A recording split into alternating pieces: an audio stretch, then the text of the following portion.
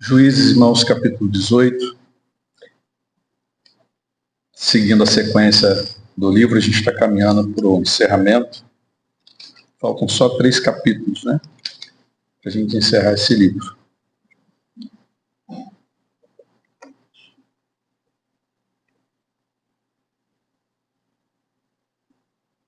Diz assim, irmãos, o texto sagrado, peço aos irmãos que acompanhem a leitura e evitem as movimentações a partir de agora. Naquela época não havia rei em Israel e a tribo de Dan estava procurando um local onde estabelecer-se, pois ainda não tinha recebido herança entre as tribos de Israel. Então enviaram 5 guerreiros de Zorá e de Estaol para espionarem a terra e explorá-la. Esses homens representavam todos os clãs da tribo. Disseram-lhes: vão, explorem a terra. Os homens chegaram aos montes de Efraim e foram à casa de Mica, onde passaram a noite. Quando estavam perto da casa de Mica, reconheceram a voz do jovem levita. Aproximaram-se e lhe perguntaram: quem o trouxe para cá? O que você está fazendo neste lugar? Por que você está aqui? O jovem lhes contou o que Mica fizera por ele e disse: ele me contratou e eu sou o seu sacerdote.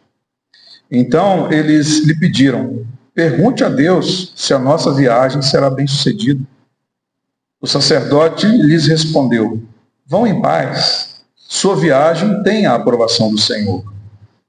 Os 5 homens partiram e chegaram a Laís, onde viram que o povo vivia em segurança, como os sidônios, despreocupado e tranquilo, e gozava prosperidade, pois a sua terra não lhe deixava faltar nada.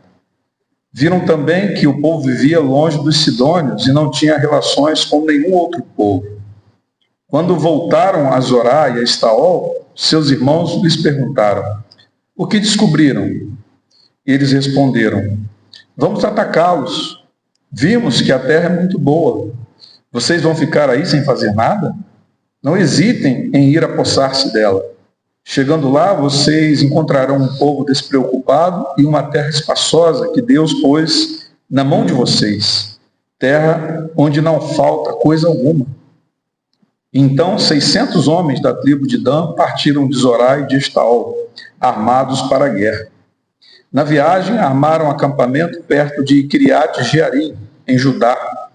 É por isso que até hoje o local a oeste de Kiriat Jearim é chamado Maané Dan. Dali foram para os montes de Efraim e chegaram à casa de Mica.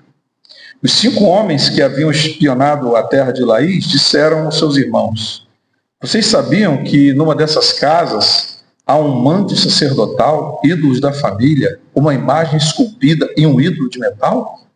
Agora vocês sabem o que devem fazer. Então eles se aproximaram e foram à casa do jovem levita, à casa de Mica, e o saudaram. Os 600 homens de Dan, armados para a guerra, ficaram junto à porta. Os 5 homens que haviam espionado a terra entraram e apanharam a imagem, o manto sacerdotal, os ídolos da família e o ídolo de metal, enquanto o sacerdote e os 600 homens armados permaneciam à porta. Quando os homens entraram na casa de Mica e apanharam a imagem, o manto sacerdotal, os ídolos da família e o ídolo de metal, o sacerdote lhes perguntou: o que é que vocês estão fazendo? Eles lhe responderam: silêncio, não diga nada. Venha conosco e seja nosso pai sacerdote. Não será melhor para você servir como sacerdote uma tribo e um clã de Israel do que apenas a família de um só homem? Então o sacerdote se alegrou, apanhou o manto sacerdotal, os ídolos da família e a imagem esculpida e se juntou à tropa. Pondo os seus filhos, os seus animais e os seus bens na frente deles, partiram de volta. Quando já estavam a certa distância da casa, os homens que moravam perto de Mica foram convocados e alcançaram os homens de Dan. Como vinham gritando atrás deles, estes se voltaram e perguntaram a Mica: qual é o seu problema? Por que convocou os seus homens para lutar? Ele respondeu: vocês estão levando embora os deuses que fiz e o meu sacerdote. O que me sobrou? Como é que ainda podem perguntar qual é o seu problema? Os homens de Dan responderam: não discuta conosco, senão alguns homens de temperamento violento o atacarão, e você e a sua família perderão a vida. E assim os homens de Dan seguiram seu caminho. Vendo que eles eram fortes demais para ele, Mica virou-se e voltou para casa. Os homens de Dan levaram o que Mica fizera e os seus sacerdotes e foram para Laís, lugar de um povo pacífico e despreocupado. Eles mataram todos ao fio da espada e queimaram a cidade. Não houve quem os livrasse, pois viviam longe de Sidom e não tinham relações com nenhum outro povo. A cidade ficava num vale que se estende até Bet-Reob. Os homens de Dan reconstruíram a cidade e se estabeleceram nela. Deram à cidade anteriormente chamada Laís o nome de Dan, em homenagem a seu antepassado Dan, filho de Israel. Eles levantaram para si o ídolo, e Jonatas, filho de Gerson, neto de Moisés, e os seus filhos foram sacerdotes da tribo de Dan, até que o povo foi para o exílio.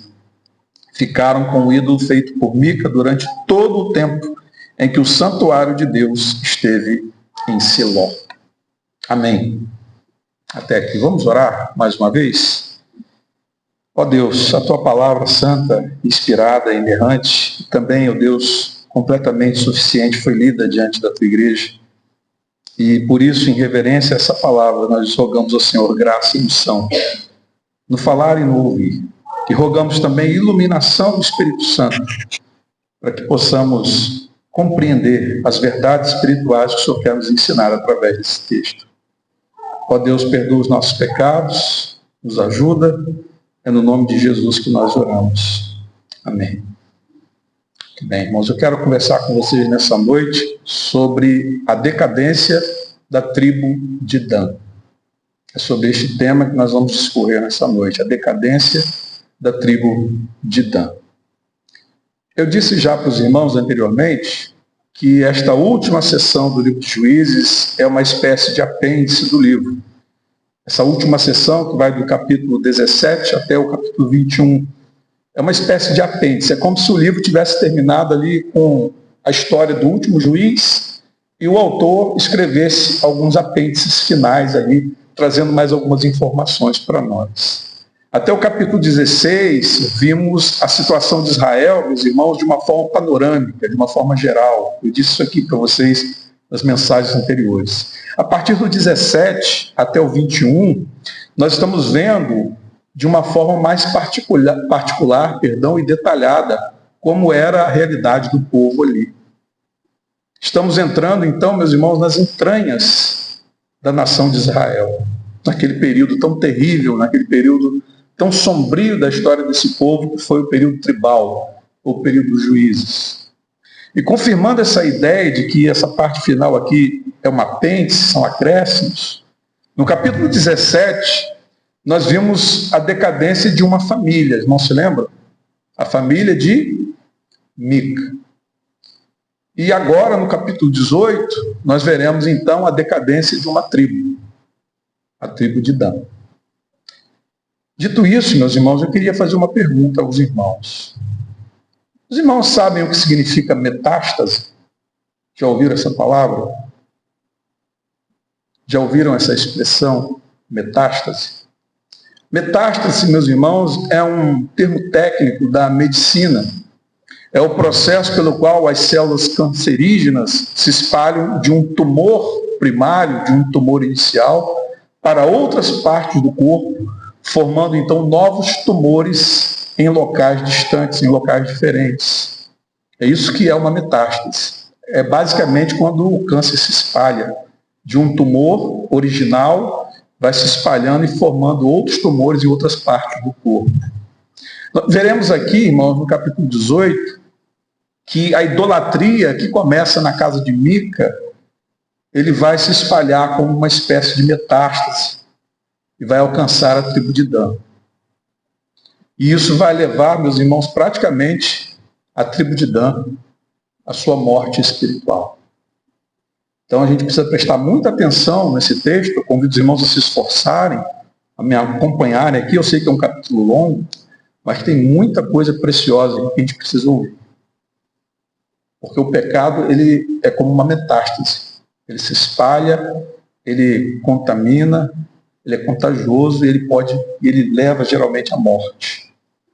Então acompanhem comigo aí, meus irmãos, como de costume, a exposição do texto. Dos versos de 1 a 6, a gente vai ver a tribo de Dan em busca de um território.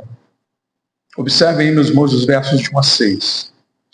Naquela época não havia rei em Israel, e a tribo de Dan estava procurando um local onde estabelecer-se, pois ainda não tinha recebido herança entre as tribos de Israel.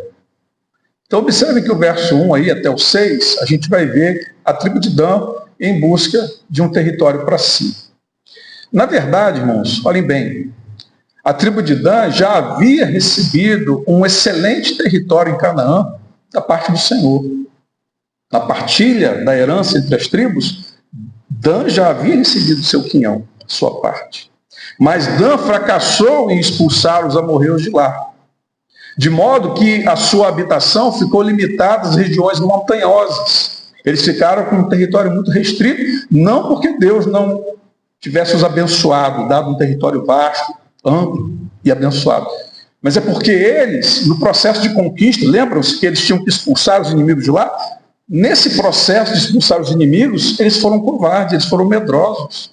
E eles não conseguiram expulsar os amorreus, de modo que os amorreus os empurraram e eles ficaram então restritos às regiões montanhosas, a um território bastante limitado. Não é que Deus não tinha dado uma terra vasta, ampla e abençoada para eles não, mas eles é que fracassaram.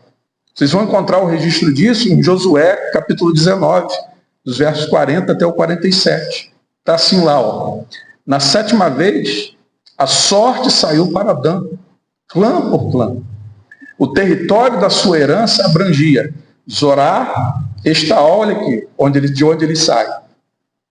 Irsemes, Salabim, Aijalon, Itla, Elon, Tina, Ecrom, Eutec, Gibeton, Baalat, Jeude, Beni-Berac, Jate-Rimon, Mejarcom e Racom.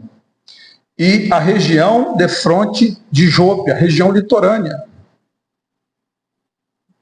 Mas a tribo de Dan, diz o verso 47, teve dificuldade para tomar posse do seu território. Então, meus amados, é importante nesse início aqui da exposição bíblica, onde a gente está vendo que a tribo de Dan está começando um processo em busca de novos territórios, que, na verdade, eles já tinham recebido o seu quinhão, a sua parte da herança, mas por fracassarem ao expulsar os seus inimigos, eles ficaram com um território reduzido. E agora, então, eles saem peregrinando em busca de novos espaços. Então, devido à oposição dos amorreus, os danitas foram incapazes de ocupar o território que lhes fora dado pelo Senhor. Então, agora empurrados para as montanhas, ficaram confinados a uma área demasiadamente pequena. Estão aqui no texto, como nós estamos vendo, em busca agora de uma sorte melhor. Mas não significa que eles não tinham recebido a sua porção, porque eles fracassaram por causa da covardia, por falta de fé. Versículo 2, irmãos. Então, enviaram 5 guerreiros de Zorá e de Estaol para espionarem a terra e explorá-la. E esses homens representavam todos os clãs da tribo. Disseram-lhes: vão, explorem a terra. Os homens chegaram aos montes de Efraim e foram à casa de Mica, onde passaram a noite. Então, meus irmãos, a tribo de Dan agora vai enviar 5 guerreiros como espias numa expedição a fim de explorar a terra e de encontrar um lugar para se estabelecer. Isso que lembra muito Números capítulo 13, quando Moisés enviou 12 espias para espiar a terra, lembram-se? E que os 12 voltaram, 10 deram um relatório pessimista e apenas 2, Josué e Caleb, deram um relatório otimista. Eles aqui estão fazendo algo bastante semelhante, só que eles estão enviando agora 5 homens, 5 guerreiros, 5 valentes, numa expedição para explorar a terra e ver se eles achavam um lugar ideal para onde a tribo de Dan poderia então migrar. Versículo 3. Quando estavam perto da casa de Mica, reconheceram a voz do jovem levita. Aproximaram-se e lhe perguntaram: quem o trouxe para cá? O que você está fazendo neste lugar? Por que você está aqui? Meus irmãos, preste atenção. Não significa que esses 5 valentes, esses 5 guerreiros aqui, conheciam pessoalmente o levita. Na verdade, eles ouviram o levita falando e reconheceram ele pelo sotaque sulista dele. Lembram-se que no capítulo 17, quando ele chega na casa de Mica, ele vinha lá de Belém de Judá, ficava bem ao sul. E havia um sotaque diferente da região sul, como aqui no país, nosso país que é um país continental, né, dimensões continentais. A gente vai para o Nordeste, é um sotaque, a gente vai para o Sul, é outro sotaque, já perceberam isso? Então aqui, quando o texto diz que, quando eles estavam perto da casa de Mica, reconheceram a voz do jovem levita, não é porque eles tinham tido algum contato anterior, pessoal, que eles eram amigos desse levita, não. Eles ouviram a voz dele, e pela forma dele falar, eles reconheceram por causa do sotaque. E aí o versículo 4. O jovem lhes contou o que Mica fizera por ele e disse: ele me contratou e eu sou o seu sacerdote. Então, diante da interpelação, das perguntas feitas pelos 5 guerreiros, o levita responde como é que ele foi parar ali. Os irmãos sabem como é que ele foi parar ali na casa de Mica. Ele saiu errante como andarilho, e sendo levita, ele apresentou suas credenciais. Mica, muito esperto, ofereceu para ele uma boa grana e aceitou ser sacerdote. Ele aceitou ser sacerdote da casa de Mica. Versos 5 e 6. Então eles lhe pediram: pergunte a Deus se a nossa viagem será bem sucedida. O sacerdote lhes respondeu: vão em paz, sua viagem tem a aprovação do Senhor. Vejam, meus irmãos, que agora esses espias, sabendo que o levita estava por ali, eles pedem para que o levita fizesse uma consulta ao Senhor para saber se eles teriam êxito na viagem. E é óbvio, meus irmãos, presta atenção, nós sabemos que esse levita aqui, que esse sacerdote aqui, ele é falso. Ele corrompeu a sua vocação, ele se vendeu por dinheiro a Mica.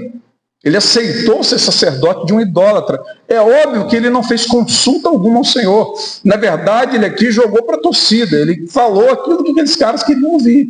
Vocês querem saber se Deus vai aprovar a viagem de vocês? Aguardem um pouquinho que eu vou ali orar. Vou perguntar ao Senhor. Mas não orou coisa nenhuma. Ele levou um tempinho lá e voltou. Ó, tá tudo ok. Vocês podem seguir viagem, que Deus é com vocês. Não consultou a Deus coisa nenhuma, Deus não revelou nenhum oráculo a ele, ele apenas estava querendo pregar para a torcida, ele queria agradar aqueles homens, como muitos dos pregadores hoje em dia, pregam para agradar o auditório, e a gente tem que ter muito cuidado com isso.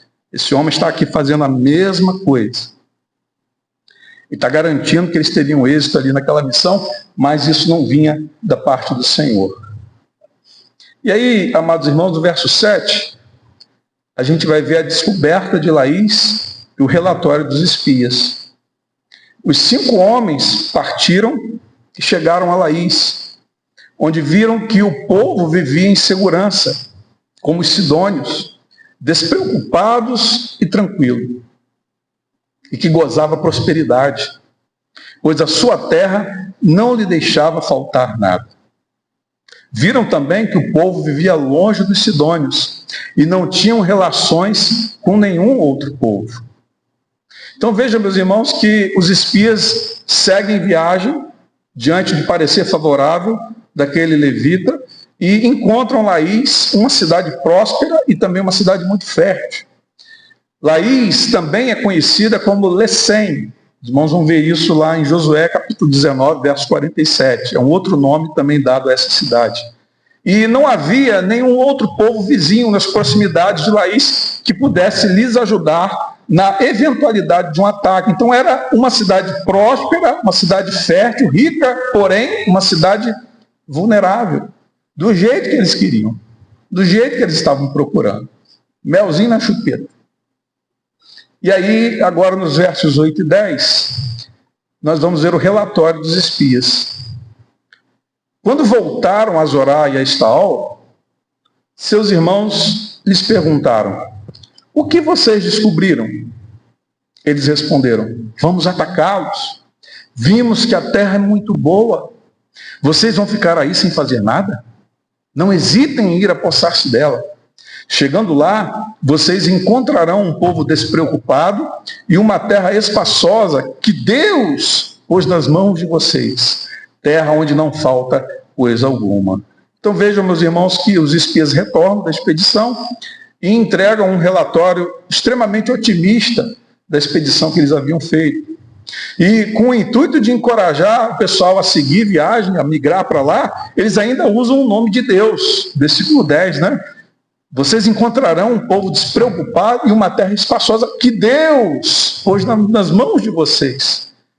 Então veja que eles apelam até para Deus agora, né, para poder encorajar o povo a se deslocar, a sair do seu lugar e migrar para aquela região. E aí, nos versos 11 até o 13, nós vamos ver o início do processo de migração, quando o povo de Dan começa a se deslocar. Versículo 11. Então 600 homens da tribo de Dan partiram de Zorá e de Estaol, armados para a guerra. Na viagem, armaram acampamento perto de Kiriat Jearim, em Judá. É por isso que até hoje o local, a oeste de Kiriat Jearim, é chamado Maané Dan. Dali foram para os montes de Efraim e chegaram à casa de Mica. Então, irmãos, 600 valentes de Dan responderam ao desafio e, armados até os dentes, preparados para a guerra, partiram de Zorá e Estaol rumo a Laís para tomá-la, meus irmãos, na base da força. E tem um detalhe: a distância entre Zorá e Estaol até essa cidade de Laís, que fora descoberta, irmãos, era de 180 quilômetros. Uma distância significativa. E embora o texto não fale, eles não foram sozinhos, eles foram acompanhados de suas respectivas famílias. O texto fala só de 600 valentes, mas eles foram com suas famílias também. Então vejam, meus irmãos, que expedição enorme que eles fizeram, e olha a distância que eles tiveram que percorrer. Eles saem ali quase que do sul do território de Israel e vão para o extremo norte, quase no limite da fronteira com a próxima nação. E durante a primeira etapa da viagem, eles acamparam perto de Kiriat Jearim, que significa cidade dos bosques, na região montanhosa de Judá, próximo a Jerusalém. Esse lugar onde eles acamparam passou a ser chamado Maané Dan, que significa campo de Dan. E dali eles seguiram saindo do território de Judá e entrando no território de Efraim, alcançando então a casa de Mica. Então veja que nesse processo migratório, eles saem lá de onde eles estavam em Dan, eles entram no território de Judá, eles vão passar pelo território de Efraim e vão seguindo, passando por territórios de outras tribos, até chegar lá no norte, no extremo norte, na cidade de Laís. E do verso 14 ao 17, nós vamos ver aqui o registro, meus amados irmãos, do roubo dos ídolos de Mica. Acompanhe aí no texto. Os 5 homens que haviam espionado a terra de Laís disseram aos seus irmãos: vocês sabiam que numa dessas casas há um manto sacerdotal, ídolos da família, uma imagem esculpida em um ídolo de metal? Agora vocês sabem o que devem fazer. Então eles se aproximaram e foram à casa do jovem levita, à casa de Mica, e o saudaram. Os 600 homens de Dan, armados para a guerra, ficaram junto à porta. Os 5 homens que haviam espionado a terra entraram e apanharam a imagem, o manto sacerdotal, os ídolos da família e o ídolo de metal, enquanto o sacerdote e os 600 homens armados permaneciam à porta. Então vejam aqui agora que nesse processo de migração, eles retornam à casa onde estava o levita, que era a casa de Mica, e meus irmãos, na mão grande, eles entram lá e saqueiam a casa e roubam os ídolos, o manto sacerdotal e tudo mais, e vão embora. Isso aqui parece, meus irmãos, no faroeste. Ninguém respeita ninguém. Os caras vão lá, os 600 guerreiros ficaram na porta. Quem vai encarar? Não é? E o cara vai lá dentro e pega o que lhe interessa e vai embora. Os danitas tomaram os ídolos de Mica à força. Por quê? Porque provavelmente eles acreditavam que esses falsos ídolos seriam a fonte de poder para lhes dar a terra que eles haviam encontrado. Era um povo extremamente supersticioso. E sabendo que ali haviam ídolos, eles pegaram aqueles ídolos como deuses, porque acreditavam que aqueles deuses lhe dariam a vitória no combate que eles teriam adiante. E aí, nos versos 18 a 21, nós vamos ver que o sacerdote abandona a casa de Mica. Olha aí, meus irmãos, que sacerdote pilantra, hein? Quando os homens entraram na casa de Mica e apanharam a imagem, o manto sacerdotal, os ídolos da família e o ídolo de metal, o sacerdote lhes perguntou: o que é que vocês estão fazendo? Eles lhe responderam: silêncio, não diga nada. Venha conosco e seja nosso pai sacerdote. Não será melhor para você servir como sacerdote uma tribo e um clã de Israel do que apenas a família de um só homem? Então o sacerdote se alegrou, apanhou o manto sacerdotal, os ídolos da família e a imagem esculpida e se juntou à tropa. Pondo seus filhos, os seus animais e os seus bens na frente deles, partiram de volta. Olha aqui, meus irmãos, que sacerdote sem vergonha. Virou a casaca assim, ó, rapidamente, sem pestanejar. O levita apóstolo, que havia servido a Mica como sacerdote, se vendeu a Mica e agora ele se vende novamente aos danitas, que não se importaram com a sua deserção, acreditando antes no seu poder espiritual, né? Os caras nem pararam para pensar, pô, ele está traindo o Mica. Quem garante que no futuro ele não vai nos trair também, né? Mas eles não pensavam em nada disso. Eles só eram supersticiosos e acreditavam que, pelo fato de ter um sacerdote com eles, isso também certamente reforçaria a vitória deles no combate que eles teriam mais adiante. E aqui, amados irmãos, vale aquela máxima: quem serve a Deus por dinheiro, servirá ao diabo por um salário maior. Meus irmãos, cuidado com ministros, com líderes espirituais que visam muito dinheiro. Nosso chamado é um excelente chamado, um chamado elevado, nobre, mas ninguém deve entrar no ministério pensando em lucro, pensar no ministério como fonte de lucro, irmãos.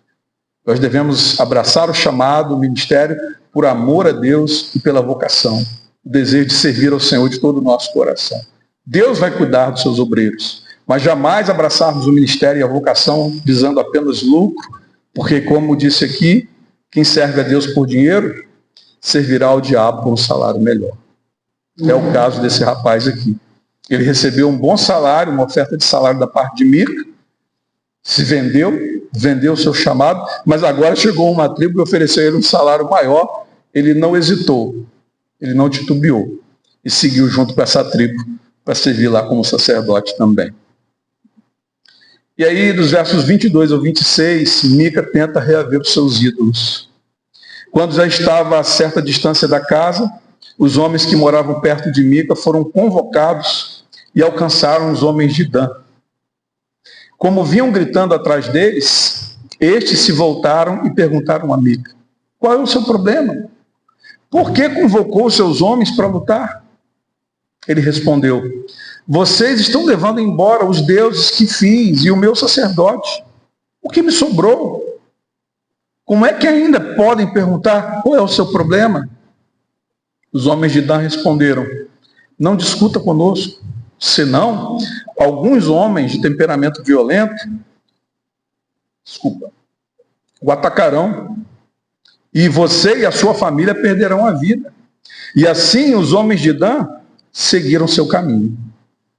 Vendo que eles eram fortes demais para ele, Mica virou-se e voltou para casa. Irmãos, imaginem agora a desolação de Mica.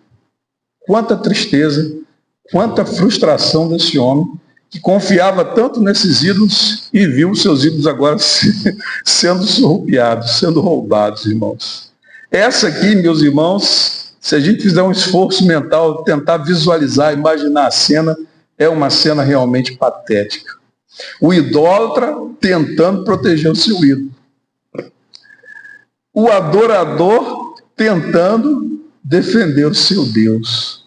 Que deuses pequenos, irmãos. Que deuses pequenos que podem ser roubados, que podem ser levados, totalmente impotentes, inoperantes diante do roubo, e o adorador é que tem que tentar reivindicá-los, irmãos. É uma cena realmente patética e triste. Que deuses são esses, irmãos, que precisam ser defendidos? Percebe, irmãos? A idolatria, definitivamente, irmãos, é uma estupidez. A idolatria é uma estupidez, é cegueira.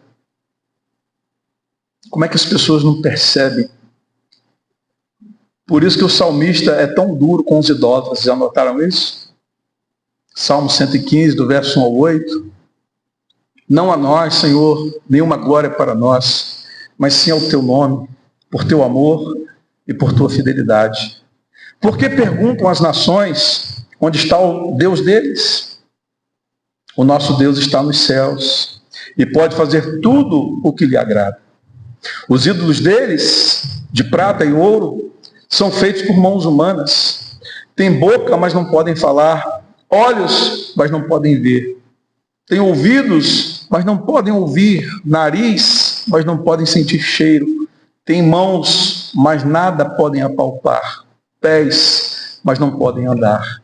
Nem emitem som algum com a garganta.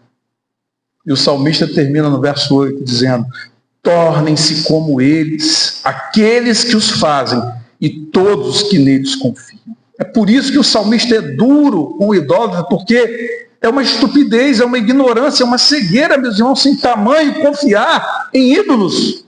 Porque eles não podem fazer absolutamente nada. Então o salmista os amaldiçoa os idólatras, desejando que eles morram. Perceberam isso?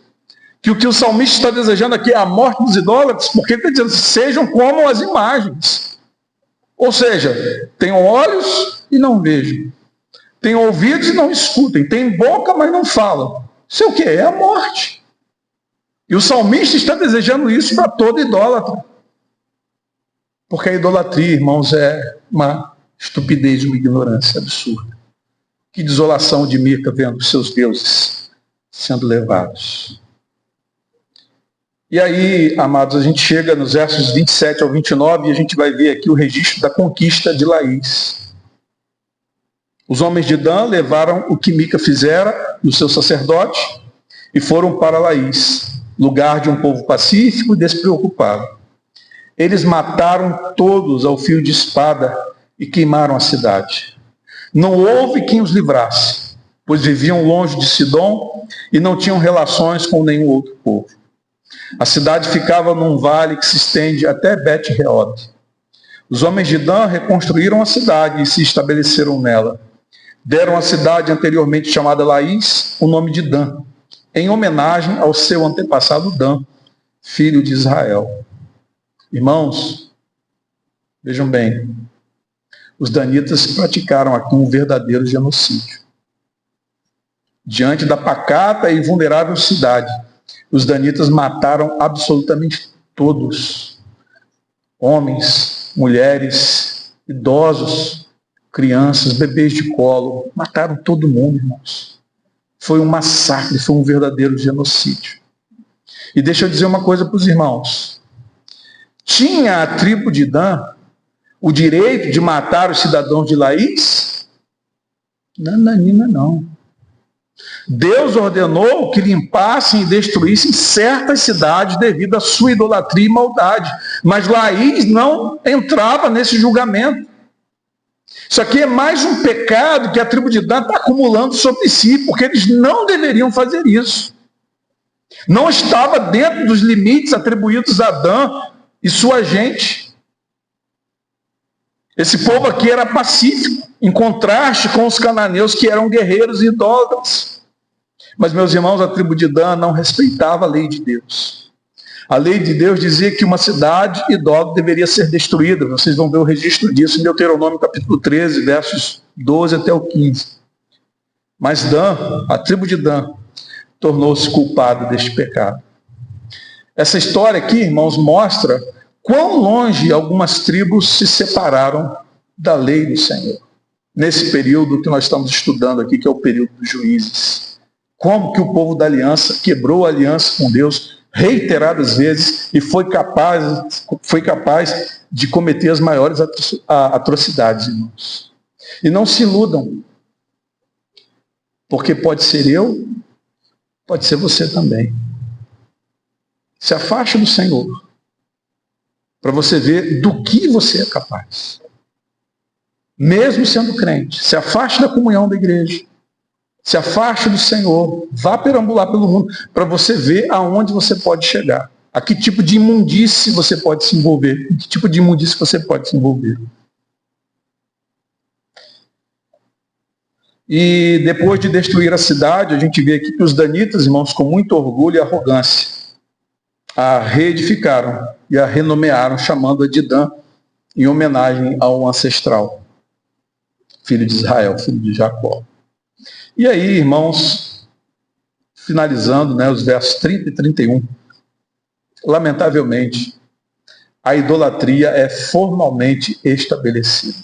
Veja aí o que diz o texto. Eles levantaram para si o ídolo, e Jonatas, olha o nome do levita aí, ó, filho de Gerson, neto de Moisés, e os seus filhos foram sacerdotes da tribo de Dan, até que o povo foi para o exílio. Ficaram com o ídolo feito por Mica durante todo o tempo em que o santuário de Deus esteve em Siló. Então vejam, meus irmãos, que eles saqueiam a casa de Mica, se apropriam daqueles ídolos, e agora a idolatria ela vai se perpetuar dentro dessa tribo. Apesar de ser descendente de Israel, agora a tribo de Dan passa a viver literalmente às margens da terra de Deus, né, lá no limite extremo do território ao norte, não obedece mais à palavra do Senhor e adora a Deus de uma forma estranha aos seus mandamentos. Que cenário triste. Ao arrepio da lei de Deus, os danitas estabeleceram ali o seu próprio santuário em oposição à casa de Deus em Siló. E proclamaram Jonatas como seu sacerdote. Irmãos, se lembram que havia o santuário, o tabernáculo estava montado em Siló. Havia um local de adoração para as tribos. Mas agora, Dan, de posse desses ídolos aqui da casa de Mica, eles vão construir simplesmente, meus irmãos, um santuário rival. Eles vão formalizar a idolatria. A tribo de Dan se tornou uma tribo idólatra. A idolatria da casa de Mica deu metástase. Lembra-se do introito do sermão? A idolatria que começa num núcleo familiar, agora ela vai se espalhar. Ela vai dar metástase. Ela vai alcançar toda uma tribo. E o mais espantoso, irmãos, é que essa idolatria perdurou até o período do exílio do Reino do Norte. Vocês sabiam que houve 2 exílios? A gente conhece mais o exílio do Reino do Sul. 586, ali, antes de Cristo. Em que Nabucodonosor invade o Reino do Sul, né, Jerusalém, e leva o povo. Mas antes, houve um outro exílio, em 722, do Reino do Norte. Os assírios subjugaram as tribos do Reino do Norte, as 10 tribos, e levaram para o cativeiro. E nunca mais teve notícias dessas 10 tribos. Então notem que essa idolatria, diz o texto, que se perdurou até o exílio. Está falando aqui do exílio do Reino do Norte, até 722 a.C. Irmãos, o pecado é contagioso. O pecado ele precisa ser combatido, irmãos. Dentro das nossas casas, na nossa própria vida, na nossa comunidade de fé. Eu, como pastor, debaixo do temor do Senhor, pela graça de Deus, preciso cuidar da minha própria vida, preciso cuidar do meu núcleo familiar e preciso cuidar da igreja, zelar pela pureza da igreja, porque o pecado, ele é extremamente perigoso e as pessoas não se dão conta disso. E vejam, meus irmãos, as consequências desse terrível pecado. Eu não sei se vocês sabem, mas no último livro da Bíblia, Apocalipse, tem uma lista das 12 tribos. Lá no capítulo 7, dos versos de 1 a 8. Sabiam disso? E você sabia que nesse último registro das 12 tribos não aparece a tribo de Dan? Lá em Apocalipse 7, dos versos 1 a 8, tem ali as 12 tribos, mas a tribo de Dan não aparece. A maioria dos estudiosos acredita que a tribo de Dan não aparece ali em Apocalipse como punição da parte do Senhor, por causa desse pecado terrível que eles cometeram, de estabelecer formalmente a idolatria em Israel e criar um santuário rival, centro de adoração rival. Então eles são retirados das 12 tribos. Então veja, meus irmãos, como isso é grave. Veja como isso é sério. Como a gente precisa ter cuidado. E um outro detalhe, meus irmãos, muito importante. Como eu disse aqui, finalmente o nome do levita é revelado. Jonatas. E para nossa tristeza e perplexidade, é revelado também a sua ancestralidade. Não só o nome dele foi revelado, mas também a sua ancestralidade. O nome do levita é Jonatas, e ele é neto de ninguém menos que Moisés. Meus irmãos, como é que pode isso? O grande líder de Israel tem um neto idólatra. Uma vergonha, meus irmãos, para o grande líder. Isso aqui chama a nossa atenção, meus amados. Cuidado, muito cuidado. Timothy Keller diz que esse fato é uma prova de que Deus não tem netos. Deus não tem netos, meus irmãos. Cada indivíduo precisa ter um encontro pessoal com Deus. Ninguém se torna parente de Deus a partir de uma árvore genealógica. Você, meu irmão, não confie a sua salvação à fé do seu pai. Você, minha irmã, meu irmão, não confie a sua salvação à fé do seu marido, à fé da sua esposa. Não confie a sua salvação à fé do seu avô. Não, meu irmão. É individual, é pessoal. Não adianta você pedir para o seu pai orar por você, não adianta você pedir a sua mãe para orar por você, seu avô, e você viver aí fora, entregue ao pecado, porque no final, meu irmão, a salvação ela é pessoal, ela é individual. Nós estamos vendo isso aqui diante dos nossos olhos. Moisés foi o grande homem de Deus, a Escritura diz que foi quem viu Deus face a face, mas o seu neto se tornou um idólatra.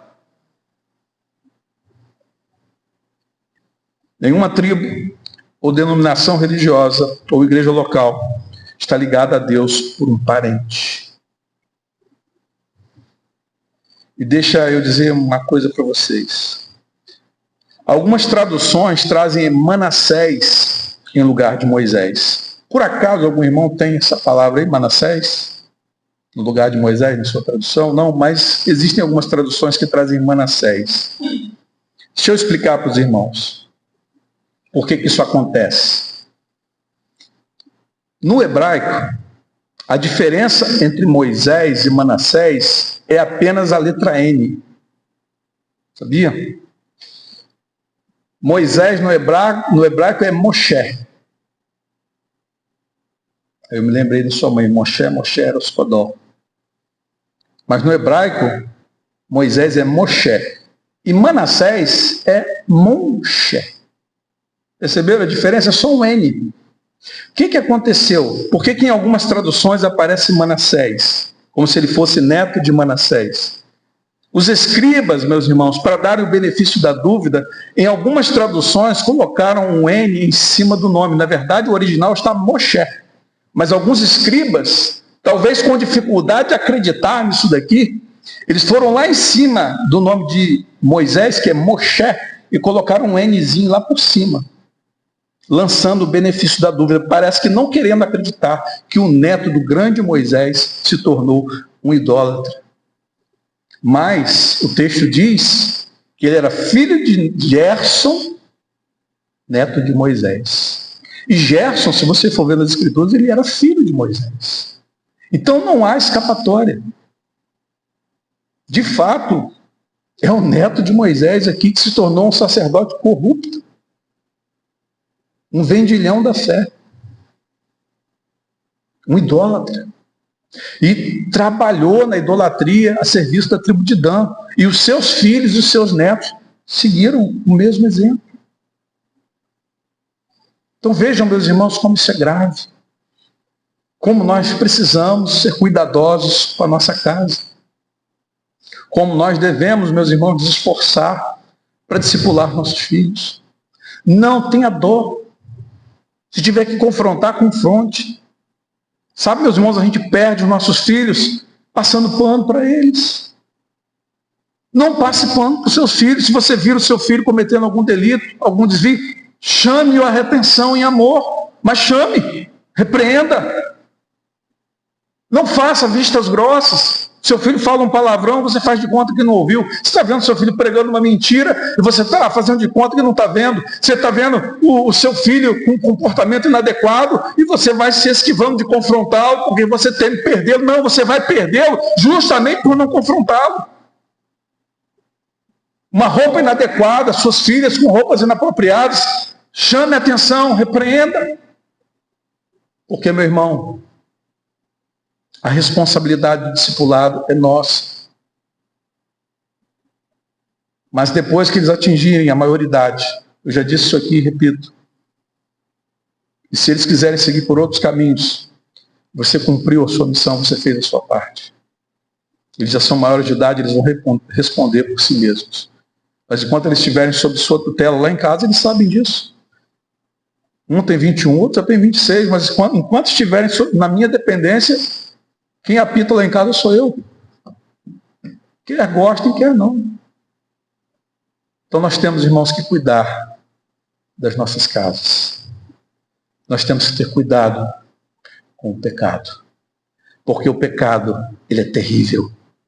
Ele é contagioso. Ele começa pequeno, mas ele se desenvolve. Ele cresce. Ele se alastra como um câncer e ele mata.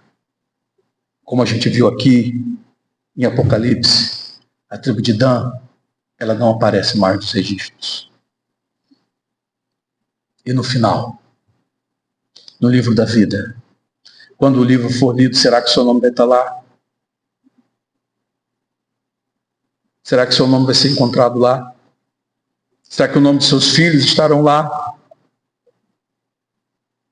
Meus irmãos, que Deus nos abençoe e aplique a sua poderosa palavra aos nossos corações.